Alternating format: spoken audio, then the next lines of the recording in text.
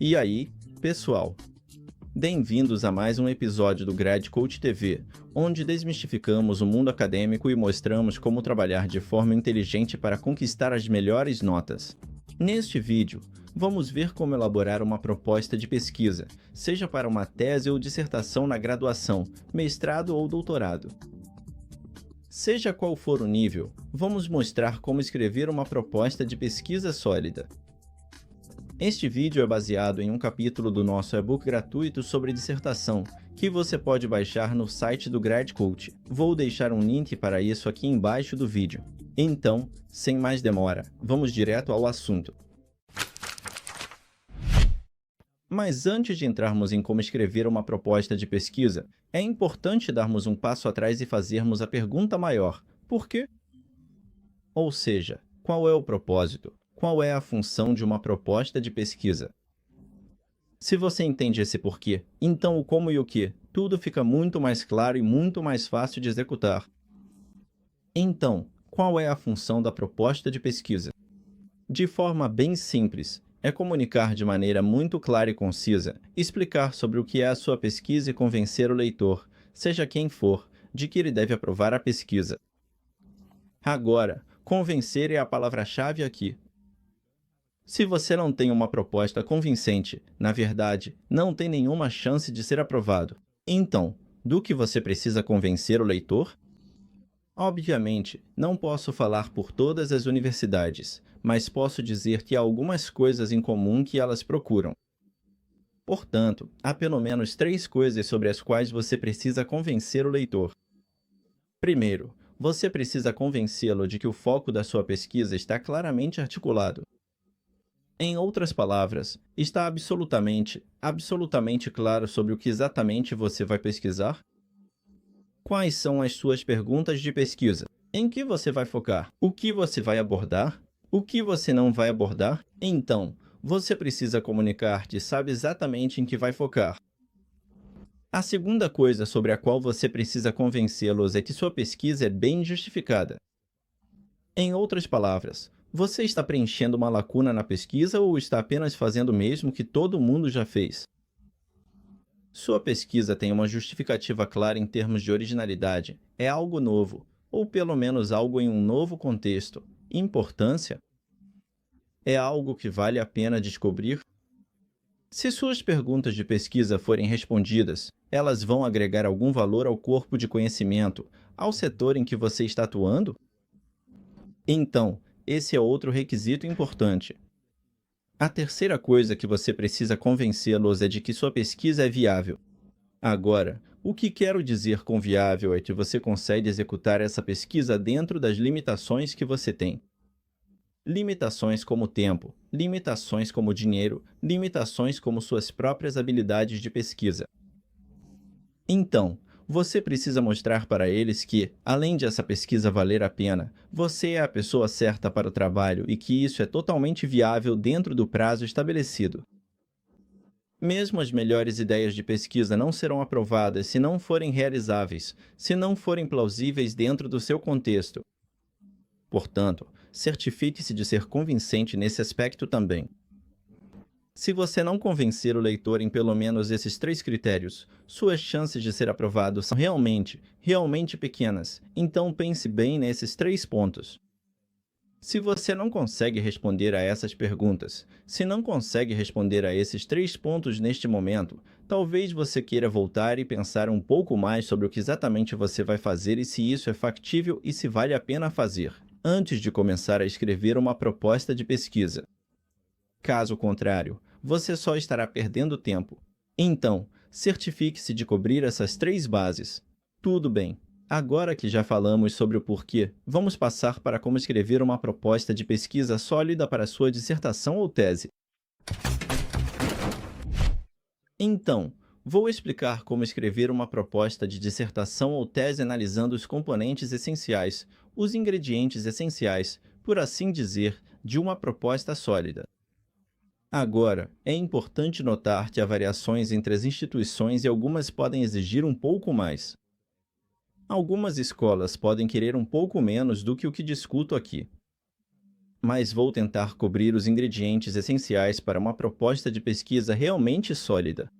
Então, certifique-se de que, enquanto estiver fazendo o que for abordado neste vídeo, esteja consultando todos os resumos ou notas do workshop, ou qualquer coisa que sua universidade tenha fornecido, para que você esteja 100% ciente do que exatamente eles esperam da proposta de pesquisa.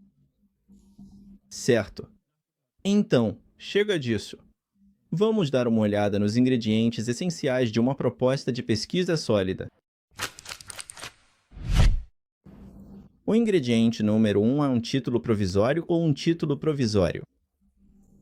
Agora, provisório é a palavra-chave aqui, porque isso é algo que pode mudar, provavelmente mudará, à medida que você trabalha em sua dissertação, tese ou projeto de pesquisa. Então, não fique tão preso na tarefa de inventar o título de pesquisa perfeito neste momento. Mas, mesmo assim, pense um pouco sobre isso. Então, o que faz um bom título de pesquisa? Um bom título de pesquisa deve transmitir a essência do que exatamente você vai focar, de forma tão concisa quanto possível. Então, vamos dar uma olhada em um exemplo. Um exemplo aqui é um estudo quantitativo sobre os fatores que influenciam a confiança do consumidor em robo-advisors, no contexto britânico. Agora, em 15 palavras, esse título comunica claramente algumas coisas. A primeira coisa que ele comunica é o tema amplo da confiança do consumidor. Então já temos uma ideia de que, ok, esse tema, ou essa dissertação ou tese, é basicamente sobre confiança do consumidor. Ele se encaixa nessa categoria. A próxima coisa que comunica é o tema focal, ou seja, ele restringe o foco para os fatores que influenciam a confiança do consumidor em robo-advisors online.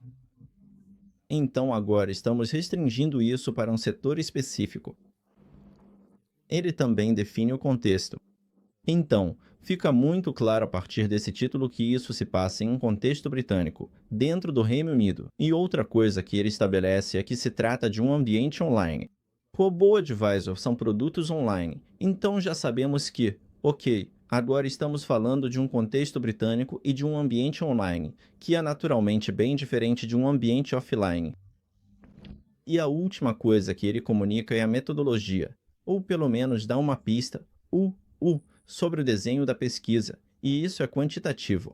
Em outras palavras, este será um estudo que depende de números, que depende de estatísticas, de algum tipo de análise estatística.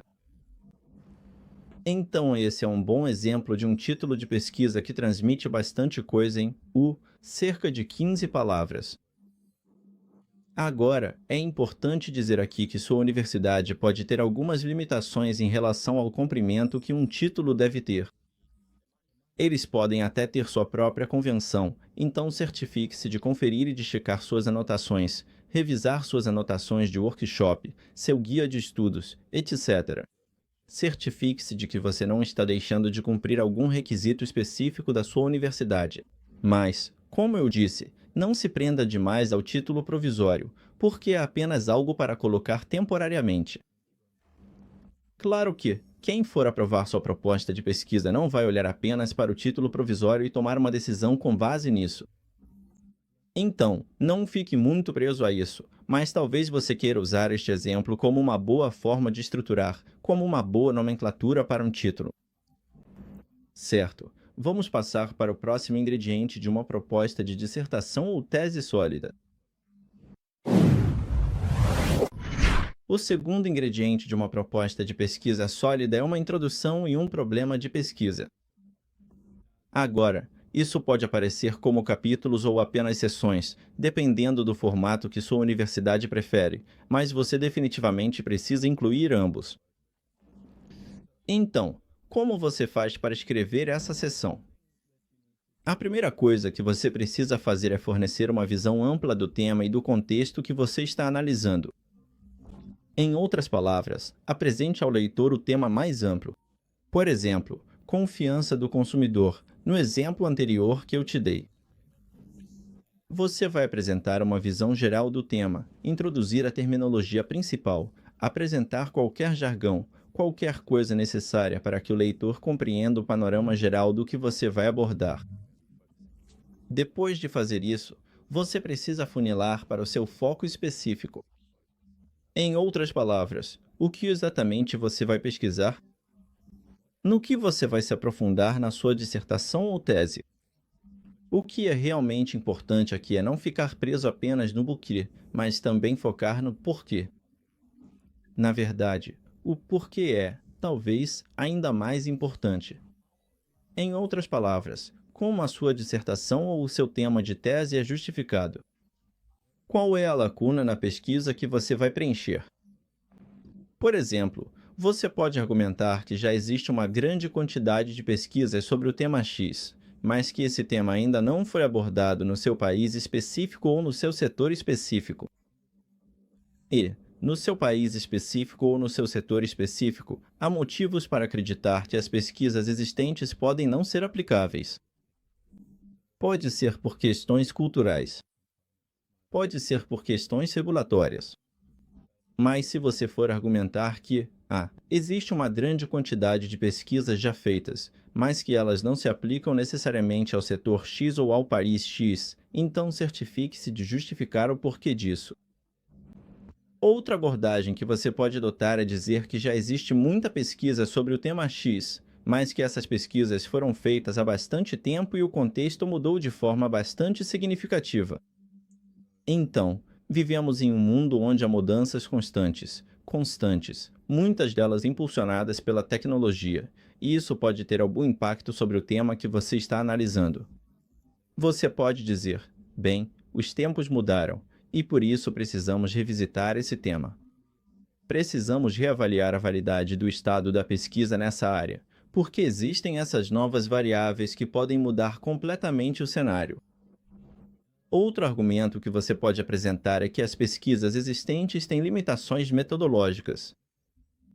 Agora, isso exigiria que você tivesse uma compreensão bastante sólida de desenho de pesquisa, então tenha cuidado com esse ponto. Mas você pode argumentar que as pesquisas existentes são deficientes em termos de amostragem. Você pode argumentar que a deficiência em relação à abordagem adotada, seja qualitativa ou quantitativa, enfim, que falta algo de alguma forma. Então, novamente, você justificaria que sua pesquisa é válida, que vale a pena ser realizada por conta de algum tipo de limitação metodológica. Qualquer caminho que você escolha, e aqui estou apresentando apenas algumas justificativas, certifique-se de focar realmente tanto no que, ou seja, o que você vai pesquisar, quanto no porquê. Por que é importante que isso seja pesquisado? Por que isso, ainda não foi feito antes? Em outras palavras, como? Como você vai ser original? Então, certifique-se de abordar tanto o que quanto o porquê nesta sessão de introdução e problema de pesquisa. Certo. Depois que você já delimitou o tema e colocou isso na sua sessão de introdução, a próxima coisa, o próximo passo lógico que você precisa incluir ali são os seus objetivos de pesquisa e a sua pergunta de pesquisa. Então vamos dar uma olhada em como um exemplo disso pode ser. Seguindo o exemplo anterior que tivemos sobre confiança do consumidor, os objetivos de pesquisa poderiam ser algo assim. Então, seu objetivo de pesquisa pode ser identificar os principais fatores que influenciam a confiança dos consumidores do Reino Unido em robô-advisors e como esses fatores variam entre diferentes grupos demográficos. Ou seja, é apenas uma linha clara indicando quais são os seus objetivos de pesquisa. E as suas perguntas de pesquisa, então, vão refletir isso. Então, você pode ter duas perguntas de pesquisa. Número 1. Quais são os principais antecedentes ou quais são os principais fatores que impulsionam a confiança do consumidor em robô-advisors no Reino Unido? E sua segunda pergunta pode ser: como isso varia entre os diferentes grupos demográficos? Então, o que você pode perceber aí é uma ligação muito estreita entre os objetivos de pesquisa e as perguntas de pesquisa. Essencialmente, eles estão apresentando a mesma coisa em um formato diferente. A última coisa que você precisa abordar nesta sessão de introdução é o escopo. E escopo é, essencialmente, apenas criar um limite, apenas delimitar para dizer isto é o que eu vou abordar e isto é o que eu não vou abordar. Obviamente, qualquer tema que você escolha vai ser uma toca de coelho. Você pode continuar indefinidamente, conectando A com B, B com C com D, E muito rapidamente sua pesquisa pode perder o foco, pode ficar muito diluída. Então, a sessão de escopo aqui é apenas uma oportunidade para você dizer que está ciente de que essas conexões existem, que isso se liga àquilo e aquilo a outro, mas que esta pesquisa vai se concentrar apenas nesta parte aqui. E este é o motivo pelo qual vai focar nessa parte. E, bem simplesmente, a justificativa é que você precisa aprofundar em uma dissertação ou tese. Você precisa estreitar seu foco e precisa fazer uma coisa muito bem feita. Não sinta que precisa resolver os problemas do mundo. Não sinta que precisa criar uma obra de vida inteira. Isto é uma dissertação ou tese. E aprofundar, ser específico, é exatamente o objetivo aqui. Então, não tenha medo de delimitar o escopo. Não tenha medo de cortar o que não é foco, porque isso é totalmente aceitável e, na verdade, é o esperado. Certo, vamos passar para o próximo ingrediente. O terceiro ingrediente essencial de uma proposta de dissertação ou tese de sucesso é a revisão de literatura. Agora que você já abordou no seu capítulo de introdução ou na sua sessão de introdução aquilo em que vai focar sua pesquisa, a revisão de literatura é a sua oportunidade de mergulhar e fornecer uma síntese de todas as pesquisas existentes em relação aos seus objetivos de pesquisa. Então, o que você está fazendo aqui é apresentar uma narrativa clara, uma discussão clara sobre o que as pesquisas existentes dizem em relação aos seus objetivos e metas de pesquisa. Agora, eu não vou entrar em detalhes sobre como fazer uma revisão de literatura. Temos um vídeo separado sobre isso, e vou incluir o link para ele abaixo deste vídeo. Mas eu vou falar rapidamente sobre o porquê. Se você entende o porquê, então o que realmente precisa ser feito para realizar uma revisão de literatura se torna muito mais simples. Então, qual é o porquê? Quais são as três funções importantes de uma revisão de literatura? Ou pelo menos as minhas três funções importantes de uma revisão de literatura.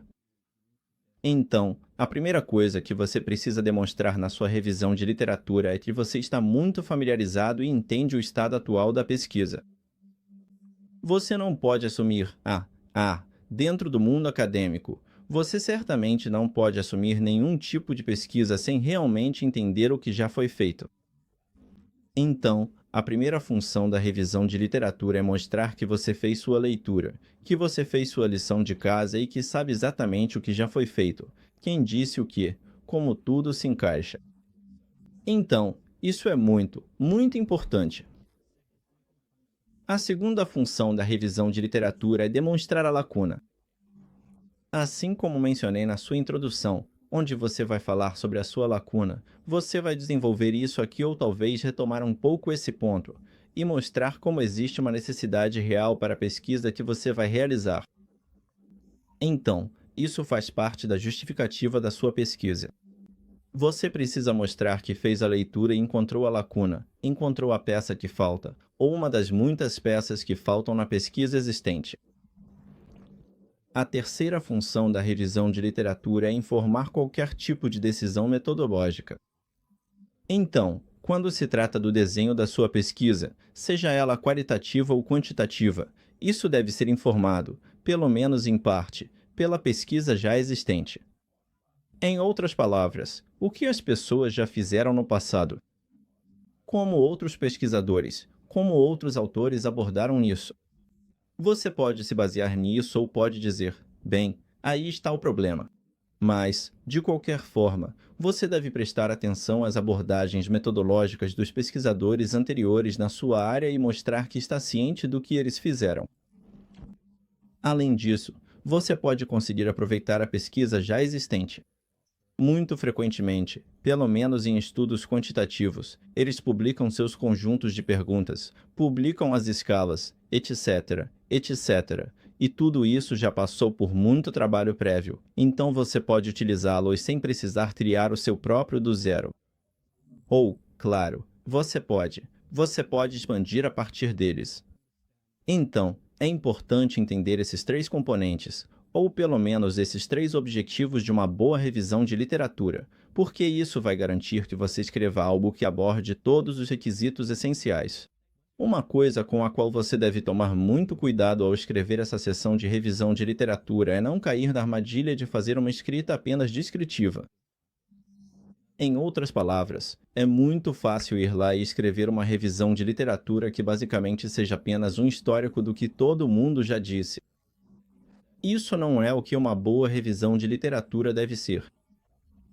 O que uma boa revisão de literatura deve ser é sintetizar o que todos disseram em relação às suas perguntas de pesquisa.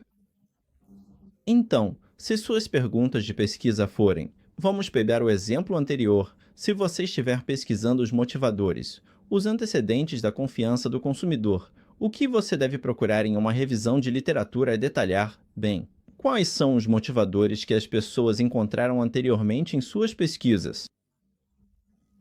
Quem? Que quais destes são concordantes?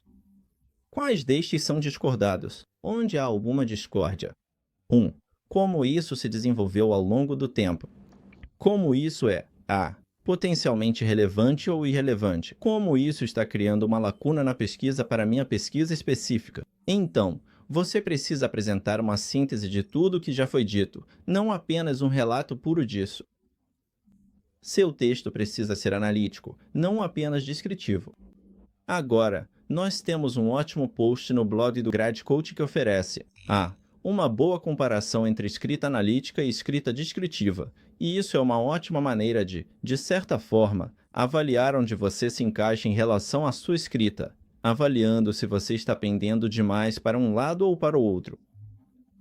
Então, novamente, vou incluir um link para isso abaixo deste vídeo, mas independentemente de você olhar isso ou não, tenha em mente a armadilha da escrita descritiva.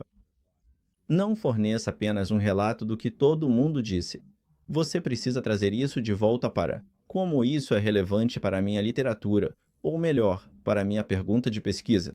Como isso é uma possível resposta, ou como isso é um possível problema à luz das minhas perguntas de pesquisa e do meu objetivo. Então, traga tudo de volta, reúna, sintetize tudo e relacione com a sua pesquisa específica. Não forneça apenas um relato descritivo do que todo mundo disse, certo? Então esse foi o componente ou ingrediente da revisão de literatura abordado. Vamos dar uma olhada no próximo ingrediente essencial. O quarto ingrediente essencial de uma proposta de dissertação ou tese vencedora é o desenho da pesquisa, ou, às vezes, chamado de metodologia. Então, até agora, na sua proposta de pesquisa, você já abordou o que e já abordou o porquê. No que exatamente você vai focar e por que isso é importante, por que isso é original. E na sua revisão de literatura, você expandiu isso para ver o que mais outras pessoas tinham a dizer sobre o seu porquê. Mas o que você ainda não abordou até agora é o como. Em outras palavras, como você vai abordar essa pesquisa. Como você vai executar isso para identificar, ou pelo menos tentar identificar, as respostas para as suas perguntas de pesquisa? E é exatamente disso que se trata o desenho da pesquisa ou o capítulo de metodologia, explicar em detalhes como você vai abordar isso e por que decidiu seguir o caminho que escolheu. Agora, assim como o título provisório, a metodologia e a sua abordagem específica podem mudar à medida que você se aprofunda na sua dissertação. Você pode perceber, que acaba fazendo. Se você estava seguindo uma abordagem quantitativa, pode acabar realizando um conjunto de análises um pouco diferente dependendo dos resultados dos dados, e assim por diante. Então, não fique muito preso em especificar ou pensar que tudo que você colocar no papel é algo ao qual você está totalmente comprometido. Obviamente, você não vai querer mudar drasticamente. Você não vai querer passar, por exemplo, de um estudo quantitativo para um qualitativo, embora eu já tenha visto isso acontecer. Mas você não precisa sentir que, se escrever aqui te vai fazer as análises X, Y e Z, 3 tipos diferentes de análise estatística, não precisa achar que vai ser o fim do mundo se não seguir 100% isso. Muito frequentemente, os dados aparecem de uma forma diferente do que esperávamos. Por exemplo, talvez um pouco estatístico, mas você pode esperar ter uma distribuição normal dos dados, e acaba com distribuições não normais, e, portanto, precisa aplicar um conjunto diferente de análises. Então, não se estresse se nada disso fizer sentido ainda. O importante a entender é que a metodologia é, de certa forma, provisória, então não fique muito preso, com medo de que você está totalmente comprometido só porque colocou algo no papel. Então, ao discutir o como do seu desenho de pesquisa, há algumas coisas que você vai precisar analisar. Vamos dar uma olhada no que são essas coisas. A primeira coisa que você deve observar é a sua filosofia de pesquisa. Em outras palavras, você está adotando uma abordagem interpretativista? Você está adotando uma abordagem empírica, etc. Você deve abordar isso logo de início. A segunda coisa que você deve analisar é a sua abordagem metodológica, ou seja, é um estudo qualitativo? É um estudo quantitativo?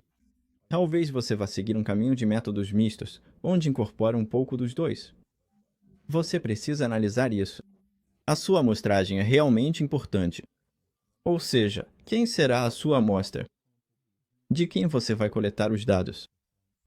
Então, o que é? Com quantas pessoas você vai conversar? Qual é a amostra que elas representam, em termos de generalização, etc. Outro ponto importante é quais dados você pretende coletar. Dados sobre o quê? De que forma você vai coletar esses dados? Como você pretende coletá-los? Você vai usar questionários? Você vai usar entrevistas? Você vai realizar grupos focais? E, muito importante, como você pretende analisar esses dados? Então, se você está adotando uma abordagem quantitativa, você talvez vai usar análise de regressão? Você vai usar modelagem de equações estruturais? Você vai. Em um ambiente qualitativo, você vai usar análise temática ou QDA?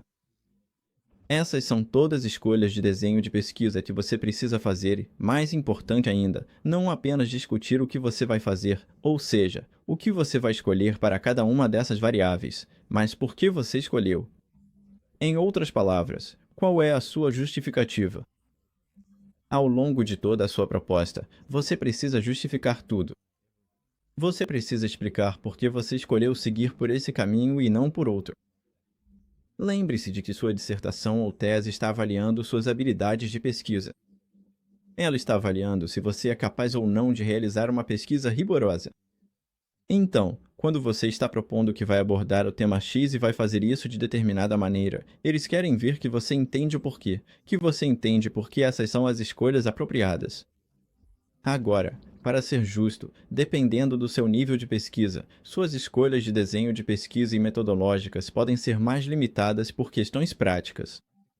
Em outras palavras, a quem você tem acesso, a quais dados você tem acesso, em vez de questões teóricas de desenho metodológico de pesquisa. Mas, independentemente disso, quais forem as suas limitações, quais forem os motivos para você escolher o caminho que escolher, certifique-se de deixar claro não só o que você vai fazer e como vai fazer, mas também por que você vai fazer ou por que está planejando fazer dessa forma. Inclua a justificativa em tudo.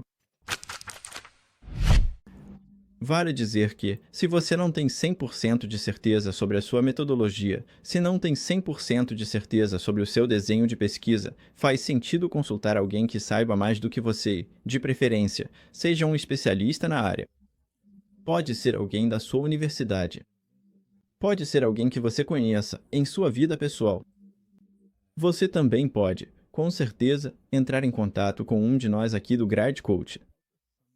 Mas consulte alguém que realmente tenha certeza, alguém que entenda de verdade a abordagem metodológica que você vai usar, porque se você cometer algum erro aqui, ele será percebido rapidamente, no melhor dos casos, ainda aprovam sua pesquisa, mas vão te dar um feedback dizendo que você precisa mudar X, Y e Z. Mas, no pior dos casos, se você realmente não entender o que está fazendo aqui, pode acabar propondo algo que não é realmente viável considerando suas habilidades. Você pode acabar se comprometendo com algo que é muito maior do que você imaginava originalmente ou que não é possível de ser feito com os dados que você tem. Então, você pode acabar criando alguns problemas significativos lá na frente, depois que já tiver sido aprovado e nem estar ciente disso. Portanto, meu conselho é: certifique-se de que tudo que você está colocando na seção de metodologia, tudo que está colocando na seção de desenho da pesquisa, você realmente entende o que está fazendo, certo? Não use apenas palavras grandes e técnicas que você não entende completamente. Consulte alguém que realmente saiba o que está fazendo e, isso vai te poupar muita dor de cabeça no futuro. Claro, você pode agendar uma consulta gratuita com qualquer um dos nossos especialistas em pesquisa aqui na GradCoach. Vou deixar o link para isso aqui embaixo deste vídeo. Certo, vamos passar para o próximo ingrediente. O ingrediente número 5 de uma proposta de pesquisa de dissertação ou tese vencedora é a lista de referências. Agora, isso pode parecer óbvio, mas sendo um documento acadêmico, você precisa ter uma lista de referências absolutamente impecável ao final da sua proposta de pesquisa. Você até pode se safar com referências meio mal feitas em trabalhos ou atividades de curso, mas como eu disse, o que eles esperam em uma dissertação ou tese, e especialmente na proposta, é que você demonstre habilidades de pesquisa. E uma dessas habilidades de pesquisa em um ambiente acadêmico é a referência tecnicamente correta. Então, certifique-se de entender exatamente quais são os requisitos de referência da sua instituição. Por exemplo, formato Harvard ou APA, seja qual for o formato específico exigido, e depois utilize algum tipo de software de referência, seja Mendeley, Zotero, EndNote, RefWorks, o que for, use algum software para cuidar disso. Certamente não tente lidar com as referências de forma manual.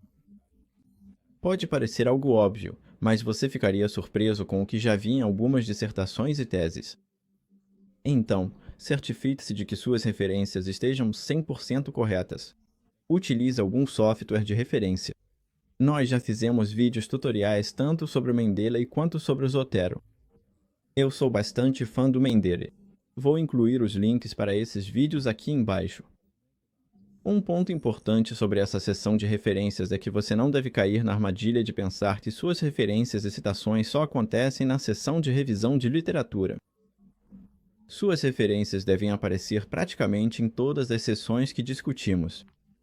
Então, na sua introdução, você vai falar sobre o contexto, vai falar sobre a necessidade teórica da sua pesquisa. Certifique-se de incluir muitas referências a ler. Na sua seção metodológica, você vai falar sobre o que decidiu fazer em termos de métodos, o que decidiu fazer em termos de desenho de pesquisa.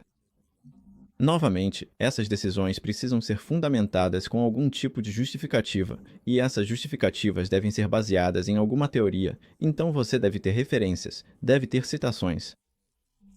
Então, certifique-se de que haja um fluxo de citações e, consequentemente, uma lista de referências sólida na sua proposta de pesquisa. Não deixe essas coisas restritas apenas à seção de revisão de literatura. Certo, então isso é sobre referências. Vamos passar para o último ingrediente, que é o ingrediente número 6. O ingrediente número 6 são as questões práticas.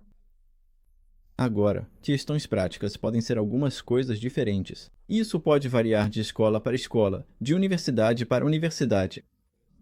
Questões práticas. Eu estou agrupando algumas coisas diferentes no ingrediente número 6.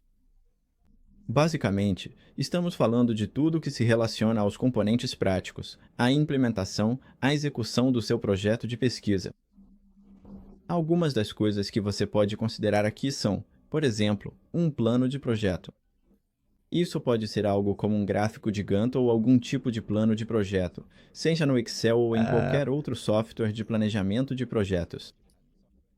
Um roteiro claro do que você vai fazer ao longo das várias fases da sua pesquisa.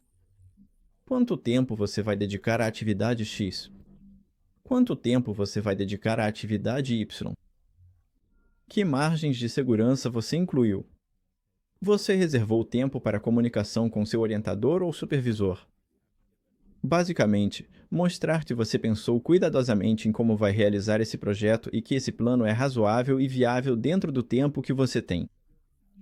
Então, um plano de projeto é algo que você pode considerar aqui. Outro componente é um plano de recursos ou um orçamento. Agora, nem toda pesquisa vai necessariamente exigir recursos adicionais, mas algumas pesquisas vão precisar de um orçamento ou de algum tipo de recurso financeiro, e algumas podem exigir recursos físicos, como equipamentos de laboratório. Ou você pode precisar de acesso a salas para realizar grupos focais, etc. Então, novamente, o que você quer mostrar aqui é que você pensou no que precisa para realizar sua pesquisa, como vai conseguir esses recursos e, potencialmente, o que vai fazer caso não consiga obtê-los. Quais são os seus planos de contingência? Outra coisa que você pode querer considerar aqui, ou pode ser exigido que considere, é a gestão de riscos. Então, como eu acabei de mencionar, você vai precisar de recursos, vai ter necessidades orçamentárias. Potencialmente, você terá um plano de projeto com o qual está trabalhando. Todas essas coisas são ideais. Elas são para quando tudo dá certo. Mas não é assim que funciona no mundo real. Então, você quer potencialmente apresentar um plano de gerenciamento de riscos ou pelo menos um registro de riscos para mostrar que está ciente dos riscos potenciais, das coisas que podem dar errado e, mais importante ainda, quais são seus planos caso essas coisas realmente aconteçam. Quais são as suas respostas para os riscos potenciais na sua situação? Então, pense um pouco sobre como as coisas podem não sair como planejado e o que você fará nesses casos. Uma última coisa que pode ser exigida é algum tipo de discussão sobre a adesão ética. Então, as universidades sempre têm padrões éticos, ou exigências de conformidade ética em relação a qualquer pesquisa realizada sob seu nome. E, portanto, você deve apresentar uma discussão sobre como sua pesquisa irá cumprir com essas diretrizes éticas ou exigências éticas. E se houver algum problema potencial, como você vai lidar com eles? Como você vai buscar aprovação para quaisquer exigências específicas? Então, certifique-se de cobrir esses possíveis pontos em relação às questões práticas da sua pesquisa. Então, esses são os 6 ingredientes essenciais de como escrever uma proposta de dissertação ou tese vencedora. Antes de encerrarmos, eu só quero mencionar 3 dicas adicionais que são úteis de se ter em mente quando você estiver escrevendo sua proposta. A primeira coisa que vou dizer é: certifique-se de que você realmente pensou em tudo com cuidado. Em outras palavras, certifique-se de que você fez o dever de casa em relação à pesquisa, à revisão de literatura, entendendo qual é o estado da pesquisa, entendendo onde as coisas estão atualmente, qual é a necessidade da pesquisa. Certifique-se de que você realmente dedicou seu tempo e tem um argumento muito claro sobre por que sua pesquisa é necessária. Se você não dedicou seu tempo à etapa de revisão de literatura, se você não gastou seu tempo se familiarizando com a literatura, é muito fácil ser pego de surpresa por um orientador ou conselheiro que conhece a área e vai rapidamente dizer: mas fulano já abordou isso, ou seu argumento é inválido, porque isso já foi discutido ali. Então, você realmente precisa conhecer bem o assunto no que diz respeito à literatura. Se você está abordando um tema, certifique-se de entender bem esse tema antes de começar a fazer afirmações sobre onde estão as lacunas na literatura e sobre como sua pesquisa é justificada. Certifique-se de que você entende esses componentes. O mesmo vale para a sua metodologia de pesquisa, para o seu desenho de pesquisa. Eu já mencionei isso antes. Certifique-se de entender a metodologia que você pretende utilizar. Não pegue uma ideia mal elaborada, um entendimento superficial, e tente montar um plano metodológico ou um desenho de pesquisa com isso. Saiba do que está falando. A segunda dica é: não tenha pressa. Isso pode parecer bem óbvio, mas é importante dizer. Propostas de pesquisa geralmente levam um tempo para serem aprovadas, e isso pode variar de alguns dias a algumas semanas, e não é incomum até um mês para conseguir a aprovação, porque a universidade precisa designar um orientador adequado, e assim por diante. Então, existe realmente um tempo de espera longo para conseguir a aprovação da sua pesquisa e os estudantes tendem a apressar esse processo e acabam não sabendo do que estão falando, como mencionei antes, e aí acabam enviando algo, esperam um mês e recebem um não. O que é, primeiro, desanimador e segundo, causa um atraso sério na conclusão da dissertação e pode, inclusive, deixar você com pouquíssimo tempo para realmente concluir a pesquisa. Então, claro, sempre vivemos em um mundo de prazos e você precisa cumpri-los, mas não apresse esse processo. Dedique tempo para realmente entender o estado da literatura e compreender de verdade o que você está propondo. Muito frequentemente, os estudantes chegam com uma ideia pré-concebida do que querem pesquisar sem terem feito a revisão da literatura e acabam, apressando esse processo, apenas selecionando partes da literatura que apoiam seu argumento. Eles acabam apressando tudo porque já estão apaixonados por uma ideia e só querem mesmo que a proposta de pesquisa seja aprovada. E aí, claro, isso acaba dando errado. Então, não tenha pressa. Dedique tempo para entender a literatura.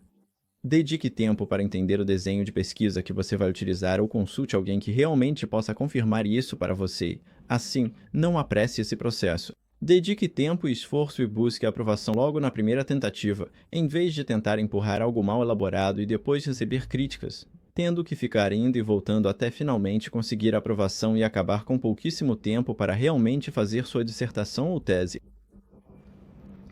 A última dica é que você deve garantir que tudo que você enviar esteja bem revisado. Então, o que eu quero dizer com bem revisado é, além de tudo que acabei de discutir, certifique-se de que todo o seu trabalho esteja bem elaborado, que seja limpo e preciso em termos de inglês, de gramática, de apresentar linhas de argumentação claras, etc. Eu realmente sugiro que você invista em algum tipo de edição ou revisão, ou pelo menos peça para outra pessoa, um amigo, por exemplo, revisar o seu trabalho. Mas certifique-se de que você não está enviando algo com erros de digitação, problemas de gramática ou inglês fraco, porque não há nada mais desanimador para quem corrige do que ler um documento cheio desses erros. Porque o que isso mostra é que o estudante realmente não dedicou tempo e esforço e, portanto, isso acaba transmitindo sinais sobre quanto tempo e esforço ele realmente investiu para entender a proposta de pesquisa, o problema de pesquisa, a literatura e assim por diante. Então, uma apresentação descuidada coloca em dúvida a credibilidade e a legitimidade de todo o resto que você fez. Então, minha dica final é: certifique-se de que seu documento esteja bem acabado. Você pode querer. Se você tiver recursos, talvez queira contratar alguém para revisar e corrigir o texto, e pagar por isso, ou talvez só queira pedir esse favor a um amigo. De modo geral, qualquer outro par de olhos vai perceber coisas que você não percebeu. Então, talvez você não tenha um documento perfeito, mas com certeza terá algo melhorado. E é isso. Como escrever uma proposta de dissertação ou tese em 6 passos bem diretos, ou pelo menos 6 ingredientes essenciais. Como eu disse logo no começo, certifique-se de entender o porquê da proposta de pesquisa. Tenha certeza de que você entende o que está tentando convencer a pessoa do outro lado. Se você mantiver isso em mente, vai apresentar ou desenvolver uma proposta de pesquisa sólida e terá as melhores chances de aprovação logo na primeira tentativa. Se você tiver qualquer dúvida sobre como escrever uma proposta de pesquisa para sua dissertação ou tese, fique à vontade para nos enviar um e-mail para hello@grade.coach. Vou incluir esse endereço de e-mail neste vídeo ou logo abaixo dele. Você também pode agendar uma consulta gratuita com qualquer um dos nossos especialistas em pesquisa com doutorado, e pode conversar com eles sobre o seu tema de pesquisa, suas perguntas de pesquisa e assim por diante. Esperamos que eles possam te oferecer alguma orientação, gratuitamente e sem compromisso. Por fim, se você gostou deste vídeo, por favor, deixe um like e um comentário aqui embaixo. Se você tiver alguma dúvida, fique à vontade para comentar aqui embaixo também. E, inscreva-se no nosso canal do YouTube para mais conteúdos relacionados a dissertações e teses. Vamos fazer, outros vídeos sobre como escrever um projeto de pesquisa, como escrever uma revisão de literatura, todos esses componentes que, esperamos, vão te ajudar a desenvolver sua pesquisa e a entregar um ótimo trabalho. Então, esperamos te ver novamente. Isso é tudo por hoje. Aqui é o Grade Coach se despedindo.